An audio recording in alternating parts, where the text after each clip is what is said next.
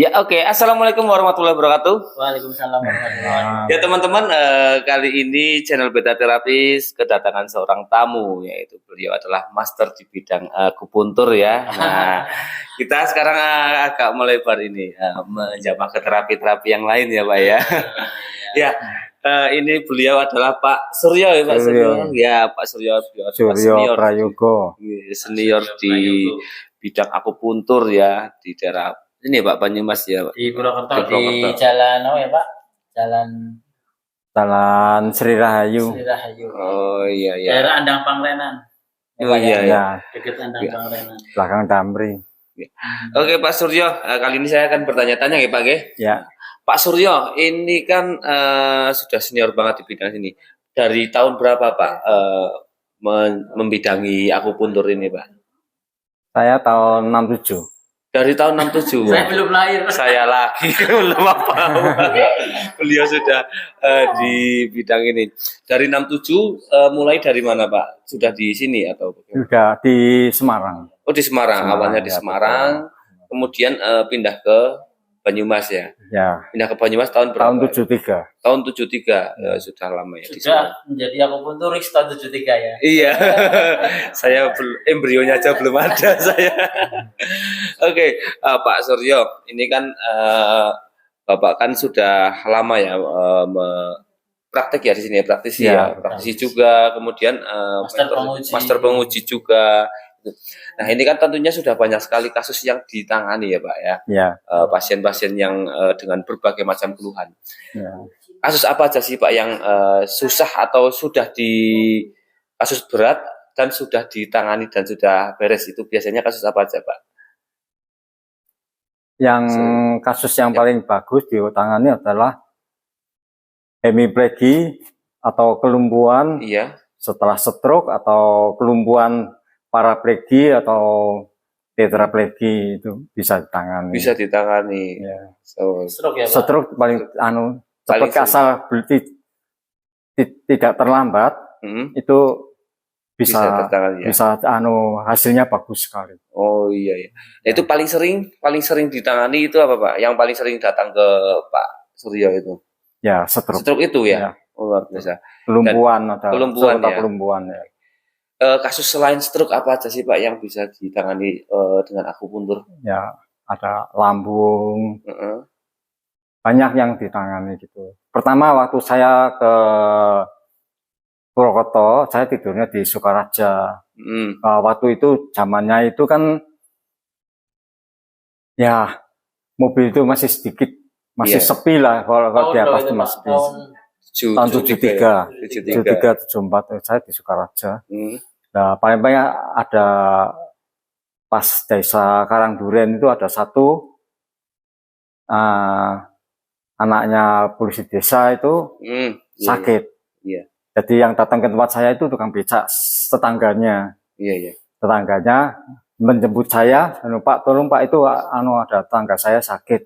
Gitu. Itu sakitnya sakit apa Pak? Dia itu sakit,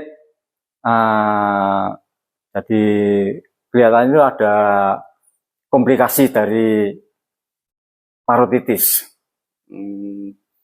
Komplikasi dari parotitis.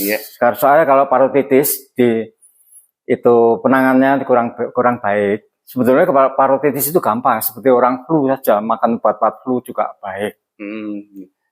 Tapi karena itu penanganannya kurang baik, dan juga mungkin anak itu tidak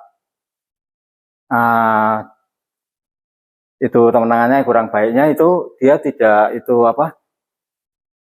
terlalu dijor gitu loh. Oh ya, dibiarkan aja. Masih agak demam, dolan-dolan gitu loh. Berarti nggak begitu. Jadi dia terus kena komplikasi. Oh iya. Biasanya kalau parotitis itu komplikasinya ada dua. Apa itu? Satu itu peradangan buah belir. Satu peradangan selaput otak. Oh ya, meningitis. Jadi dia itu kenanya yang peradangan selaput otak. Oh iya. Jadi dia itu kaku semua, badan itu seperti papan, dan gigi itu tidak bisa dibuka. Dia tidak bisa makan. Ibunya itu paling didongkrak, dibuka sedikit, hanya makan tajin dan susu. Oh iya. dia baru bisa makan gitu. Kemudian Pas saya datang sana, saya kan ngomong, loh ini sakit berat gini kok tidak dibawa ke rumah sakit. iya. Gitu. Nah, dia bilang, oh dari rumah sakit disuruh pulang. Oh iya iya. Jadi, aduh mungkin waktu itu belum bisa ditangani. Dan kelihatannya sudah tambah parah dan kaku, tidak bisa gerak apa-apa sama sekali. Iya. Kaku seperti papan begitu. Iya betul, kalau meningitis ya seperti itu ya. Ya. Kemudian Nah, terus saya obati, untuk kakunya saya obati dengan akupuntur. Kebetulan saya juga mengerti dikit-dikit mengenai obat-obatan itu, medis. bukan obat-obatan itu herbal dari Tiongkok. Oh iya. Jadi saya bukakan resep, suruh beli sendiri di Purwokerto. Oh. Saya waktu itu saya hanya terimanya 200 rupiah. Tahun Ongkosnya. 73. Dan obatnya itu mereka beli itu 5.000. Oh, Coba kalau saya yang beli kan mahal sekali. iya betul. Itu buat godokan, memang terus digodok, makan 2 kali. Saya tusuk ketiga kalinya itu, anak itu sudah hilang. Maksudnya saya cari-cari, kok udah ada, anak ini kemana? Udah pergi ya? Udah pergi. Ternyata anak itu naik ke pohon. Oh, jadi anak itu sudah bisa naik, sudah bisa jalan-jalan, sudah naik pohon. Luar biasa ya. Nah itu. Jadi saya lihat, oh sudah sembuh. Kalau Pak Suryo selama ini belajar akupuntur ya Pak, dari tahun 70 sampai hingga saat inilah ya. Ya. Sampai mana aja Pak belajar akupuntur Pak? Saya tahun 92 pernah di Guangzhou TCM University. Guangzhou TCM University. Ya. Gimana itu? Di situ Cina. saya untuk Cina, advance ya. Di Tiongkok itu advance course ya. Jadi untuk memperdalam di situ. Dan saya prakteknya di rumah sakit TCM pusat Guangzhou di situ. Di sana berapa lama Pak di Guangzhou Pak? Di sana saya 1 bulan. 1 bulan. Memperdalam ini. Ya, itu pas teman-teman saya ya banyak yang dari Amerika. Yang dari Amerika itu pas teman-teman saya itu Amerika, Australia sama itu Inggris. Inggris 1 orang, lainnya kebanyakan ya Amerika. Kalau akupunturis di Indonesia ya Pak Surya ya pasti kenal. Mau dari Jakarta sampai Surabaya ya insya Allah kenal Pak Surya ya Pak. Ya, saya banyak ikuti kumpulan, saya kebetulan ngurusi kumpulan satu dari Ikatan Naturopatis Indonesia. Itu saya pernah jadi sekretarisnya Jawa Tengah.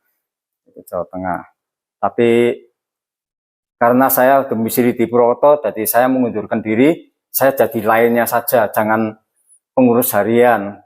Pengurus harian tuh repot, harus di tempat gitu. Nah, terus malah sekarang belakangan terus jadi ikuti kumpulan dari Paksi juga, Paksi Jawa Tengah. Ya. Kita juga salah satu anggota Paksi ya Pak? Iya, saya anggota Paksi. Ya. Dan saya dulu belajarnya dari, mungkin usianya hampir sama dengan Pak Surya ya, dari Pak Baron Suwarta di Jakarta itu. Ya. Seperti Pak Sumarno itu kan juga beliau guru saya yang sama-sama seniornya ya, senior di akupuntur ya Pak. Kalau saya belajar akupuntur tahun 2001. 2001. Pak Surya kan 70. Kan jauh banget ya. Nah, ini yang sekarang lagi jadi tren itu kan para akupunturis yang senior yang keilmuannya itu bagus ya, yang memang aslinya Pak ya dari TCM-nya itu kan sekarang mulai agak minggir nih gara-gara adanya pendidikan formal yang diploma akupuntur. Seolah Ya. Padahal beliau kan guru-gurunya kita semua gitu ya. Iya. Apalagi yang pada D3 baru lulus itu kan mereka ya belum apa-apanya Iya. gitu ya. Nun Ini sewu. masih minim pengalaman lah ya. Iya.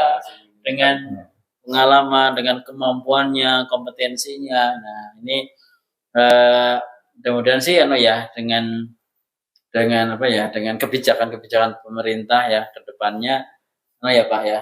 Ada satu pengkhususan lah ya Pak. Ya. Nah, mungkin kalau Pak Suryo diminta sekolah D3 lagi kayaknya udah yang ngajar juga bingung nanti. Masa ngajar senior. Gitu ya Pak. Gitu. Nah, gimana nih Pak? Kalau sekarang Pak Suryo untuk penanganan akupunturnya apa yang dilakukan Pak? Saat-saat ini Pak. Saat ini ya tetap dilakukan dengan jarum akupuntur. Jarum akupuntur. Gitu. Ya. Kalau nilai kesembuhannya terus prognosisnya nih, prognosis dari kesembuhan pasien-pasien yang ditangani sampai saat ini berapa persen kira-kira Pak? Kalau untuk yang stroke asal belum terlambat itu 95% bisa sembuh. Ya. Banyak sekali yang jalannya susah, belum ada 3 bulan dia sudah bisa nyupir, bisa apa-apa. Yang geletak dari itu ya 1 bulan dia bisa jalan. Paling tidak itu tidak terlambat itu berapa bulan Pak? Indikasi tidak terlambat ini. Kalau saya mengikuti itu seorang belasaraf Jerman waktu di Tiongkok, mendengarkan dia bicara, saya hanya mendengarkan saja, ngikuti saja. Jadi beliau itu mengatakan kalau orang stroke itu karena ada kerusakan saraf. Jadi kalau yang rusak, betul-betul rusak, tidak bisa diperbaiki, dihidupkan lagi, tidak bisa, mati ya sudah mati. Jadi itu adalah pergantian sel motorik. Kalau yang gak gerak atau sensorik pergantian sel gitu. Jadi secara alami sel-sel itu bisa naik menggantikan sel-sel yang mati secara alami. Tapi selalu terlambat. Jadi selalu enggak bisa full, enggak sampai menggantikan. Jadi tanggung gitu. Tapi kalau dengan akupuntur dia itu bisa cepat sampai ke itu tempatnya, menggantikan lagi. Ibaratnya seperti sekringnya terpasang gitu. Dan itu ada waktunya. Naiknya itu ada waktunya. 1 bulan sampai antara mulai sakit pertama, 1 minggu di rumah sakit, ditangani mulai yang perlu alat-alat dari medis itu ya, sebenarnya perlu itu pasu jantung atau perlu yang pernapasan ya toh, di ICU lah ya, perlu di ICU. Yaitu setelah itu dia setelah stabil kejiwaannya sudah baik, maksudnya tidak sampai mengganggu jiwanya, itu baru diakupuntur. Ya, biasanya setelah 1 minggu. Sudah selesai masa kritis. Ya, masa kritis selesai. Itu 1 minggu itu biasanya setelah sakit 1 minggu di rumah sakit sudah baik, sudah stabil, stabil tapi masih lumpuh gitu loh. Oh iya. Hanya anunya saja masa kritisnya sudah lewat. Kemudian, nah itu harus baru boleh diakupuntur, lebih bagus gitu. Nah itu 1 minggu sampai 3 bulan itu adalah masa emasnya. Waktu itulah seharusnya diobati, mungkin 3 bulan malah sembuh, sudah sembuh. Itu setiap hari atau seminggu berapa kali Pak? Itu bisa 1 minggu tiap hari, ya, tiap hari. Selama 15 hari, selama 2 minggu lah. Full, tiap hari. Setelah itu libur 5 hari, terus diteruskan lagi bisa tiap hari lagi. Setelah 2 kali baru mulai itu libur lagi 5 hari atau 1 minggu, 5 hari lebih baik. Itu baru seri ketiga. Seri ketiga itu seminggu 3 kali atau 1 bulan 12 kali.